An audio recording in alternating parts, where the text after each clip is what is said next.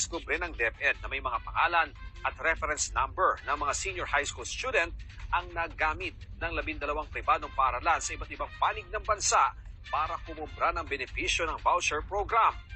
Baging 1,300 na ghost beneficiaries naman ang nadiskubre ng DepEd sa kasalukuyang school year na may katumbas na mahigit 25 million pesos na halaga ng voucher. Hindi pa ba Posible idulog sa PNP o sa NBI ang investigasyon sa umano'y ghost beneficiaries sa ilalim ng Senior High School Voucher Program.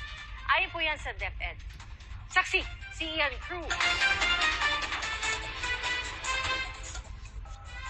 Pinag-aaralan na ng Department of Education o DepEd na kunin ng serbisyo ng law enforcement agencies ng bansa gaya ng PNP at National Bureau of Investigation sa pag-iimbestiga sa ghost beneficiary sa Senior High School Voucher Program.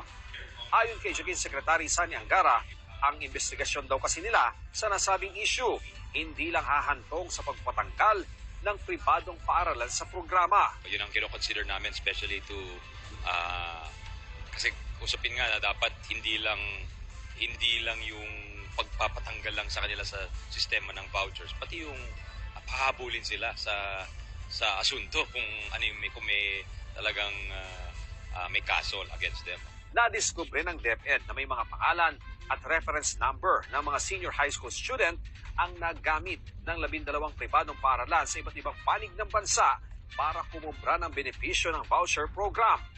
Baging 1,300 na ghost beneficiaries naman ang nadiskubre ng DepEd sa kasalukuyang school year na may katumbas na mahigit 25 million pesos na halaga ng voucher.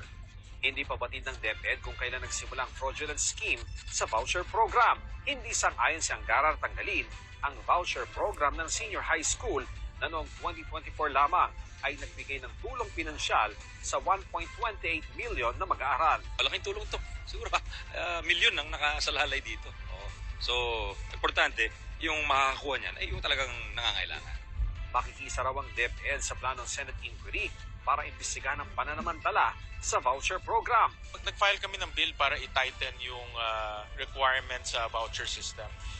For example, yung quality ng school dapat tignan. Kasi ngayon, kahit na bulok na school, pwedeng pumasok at kumuha ng voucher eh.